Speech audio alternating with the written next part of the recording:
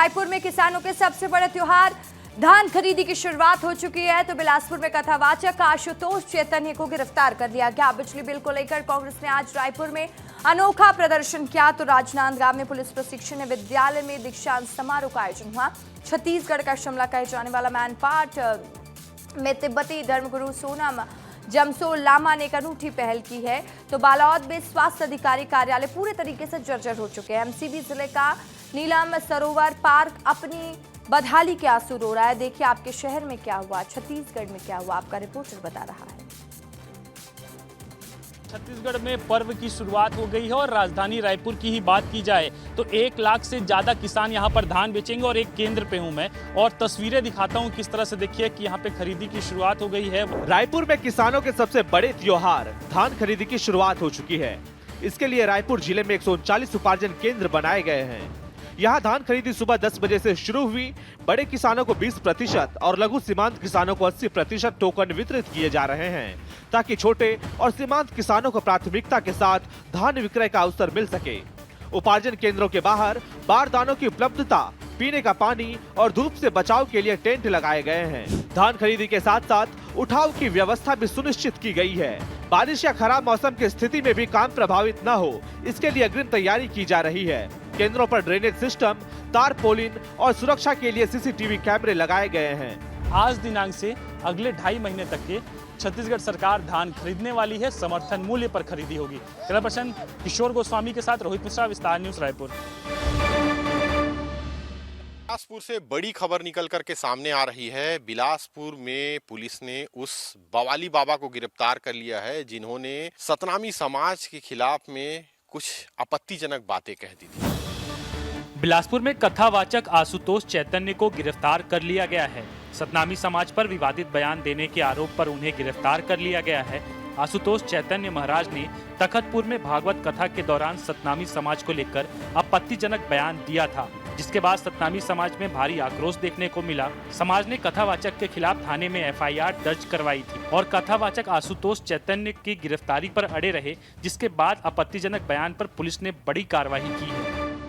लिहाजा गिरफ्तारी हो गई है। एक तरह का जो आक्रोश था, एक तरह का जो आक्रांत माहौल था सतनामी समाज के खिलाफ, वो थोड़ा सा जरूर शांत होता नजर आ रहा है। लेकिन देखने वाली बात होगी कि बाबा को जेल जाना पड़ता है या फिर बेल मिल जाती है। कैमरामैन नियत दिवांगन के साथ आशीष दुबे, विस्तार न्यूज।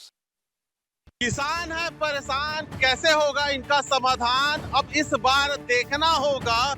इनका एक समस्या है जिसे ये लोग कहते आ रहे हैं, चिल्लाते आ रहे हैं, लेकिन किसी ने भी इनकी आज तक सुध नहीं ली है। छत्तीसगढ़ में धान खरीदी शुरू हो गई है।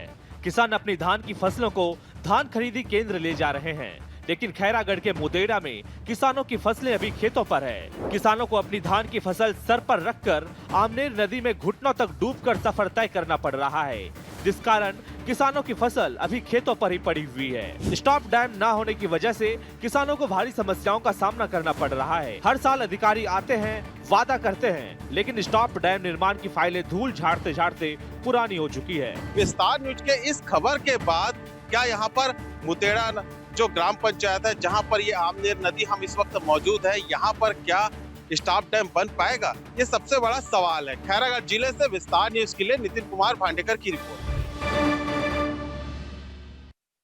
राजनांदगांव में पुलिस प्रशिक्षण विद्यालय में दीक्षांत समारोह का आज आयोजन हुआ है और वहां 283 नए आरक्षकों ने देश की सेवा करने के लिए प्रण लिया है। राजनांदगांव के पुलिस प्रशिक्षण विद्यालय में आज 82वां दीक्षांत समारोह धूमधाम से मनाया गया। इस खास मौके पर 283 नए आरक्षक पुलिस बल में शामिल हुए। इनमें 120 पुरुष और 163 महिलाएं हैं। मुख्य अतिथि राजनांदगांव रेंज के आईजी अभिषेक शांडिल्य ने परेड की सलामी ली और 9 आरक्षकों को संबोधित किया। मातृभूमि की रक्षा की शपथ दिलाई गई। ये सभी अब पुलिस बल की जिम्मेदारी संभालेंगे। इन सभी ने ट्रेनिंग में आधुनिक हथियार चलाना, फायरिंग, जंगल युद्ध और फील्ड क्राफ्ट, कानून और अन्य जरूरी विषयों की पढ़ाई की है। साथ ही राज्य के अलग अलग जिलों में कानून व्यवस्था और सुरक्षा ड्यूटी का व्यवहारिक अनुभव भी कराया गया। कई महिलाएं और पुरुष जो नक्सल थे पहले, अभी मुख्य धारा में लौटे हैं। विस्तार न्यूज के लिए मनोज सिंह, राजनांदगांव से। विदेश में रहने वाले मैनपाट के तिब्बती धर्मगुरु सोनम ने मानवता की अनोखी मिसाल पेश की है। उन्हें जितना भी दान में पैसा मिलता है वे उससे गरीब बच्चों के लिए जूते, कपड़े और स्वेटर खरीदते हैं और इस ठंड के मौसम में उन्हें बांट देते हैं। छत्तीसगढ़ का शिमला कहे जाने वाले मैनपाट में तिब्बती धर्मगुरु सोनम जमसो लामा ने एक अनूठी पहल की है। उन्होंने मैनपाट के 115 सरकारी स्कूलों के 4600 बच्चों को ठंड से बचाने के लिए जूता और चप्पल का वितरण किया है। धर्मगुरु सोनम जमसो लामा ने पिछले साल इन बच्चों को ठंड से बचाने के लिए स्वेटर दिया था। सोनम विदेश में रहते हैं और उन्हें दान में जो भी रुपए प्राप्त होता है उस रुपए से मैनपाट के बच्चों के लिए कभी स्वेटर तो कभी स्कूल बैग और फिर कभी जूता का वितरण इसी तरीके से करते हैं।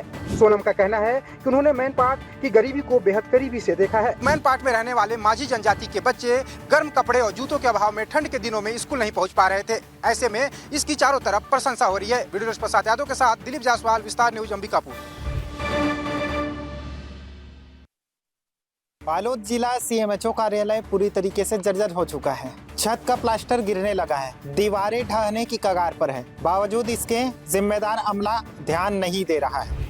लोगों के स्वास्थ्य को बेहतर बनाने वाला जिला कार्यालय का स्वास्थ्य इन दिनों कुछ ठीक नहीं चल रहा है।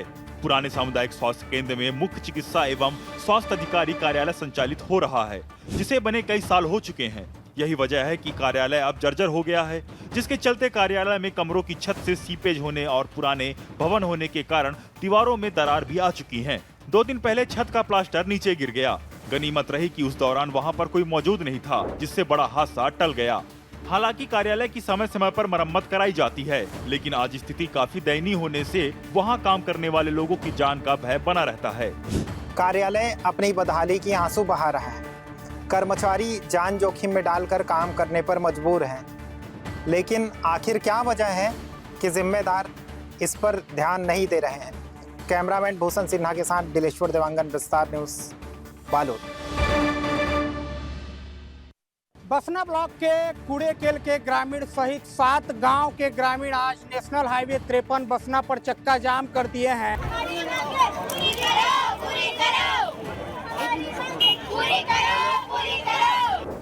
महासमुंद जिले के बसना ब्लॉक के 7 गांवों के ग्रामीणों ने आज नेशनल हाईवे 53 पर चक्का जाम कर दिया। ग्रामीणों की मांग है कि कूड़ेकेला पुल का निर्माण किया जाए। 7 गांवों के हजारों ग्रामीण, स्कूली बच्चे, महिलाएं और बुजुर्ग चक्का जाम में शामिल हुए। 2005 में बना कूड़ेकेल पुल घटिया निर्माण के कारण जर्जर हो चुका है और 2021 से बंद है। ग्रामीणों को 10 से 15 किलोमीटर घूमकर शहर आना पड़ता है। इससे ग्रामीण आक्रोशित हैं। ग्रामीणों ने चेतावनी दी है कि जब तक ठोस आश्वासन नहीं होगा तब तक वो चक्का जाम जारी रखेंगे। जब इनकी परेशानियों का हल नहीं होता है तब इन्हें मजबूर होकर शहर आना पड़ता है। देखते हैं सिस्टम अपना काम कितने जिम्मेदारी के साथ करता है। एमसीबी जिले के अंतर्गत आने वाले नगर पालिक निगम चिरमिरी, जहां पर सुंदर और सुसज्जित पार्क हुआ करता था, लेकिन नगर पालिक निगम प्रशासन की अनदेखी का शिकार हुआ है। यह है एमसीबी जिले का नीलम सरोवर पार्क, जो कभी बेहतर सुविधाओं के साथ सुसज्जित पार्क हुआ करता था, लेकिन नगर निगम ने भारी लापरवाही बरती। मरम्मत संधारण के नाम पर सिर्फ पैसों का बंदरबाट किया, जिसकी वजह से पार्क में बच्चों की ट्रेन, म्यूजिकल फाउंटेन, नौका विहार जैसी सुविधाएं खत्म हो चुकी हैं। निगम प्रशासन सिर्फ आश्वासन देता है। नतीजा यह है कि एक सुसज्जित पार्क आज कबाड़ के रूप में बदल गया है। मरम्मत संधारण में राशि भी जारी हो चुकी है, लेकिन जारी राशि का सिर्फ बंदरबाट किया जाता है। अब देखने वाली बात यह होगी कि आखिर कब इस ओर ध्यान दिया जाता है, कब तक पार्क का सौंदर्यीकरण हो पाता है। जब भी बात की जाती है नगर पालिक निगम प्रशासन से, तो उनका सिर्फ एक ही रटा रटाया जवाब रहता कि हम बहुत जल्द इसको बढ़िया करेंगे। लेकिन जानकर आपको आश्चर्य होगा कि अभी तक नगर पालिक निगम चिरमिरी प्रशासन कोई ध्यान नहीं दे रहा है।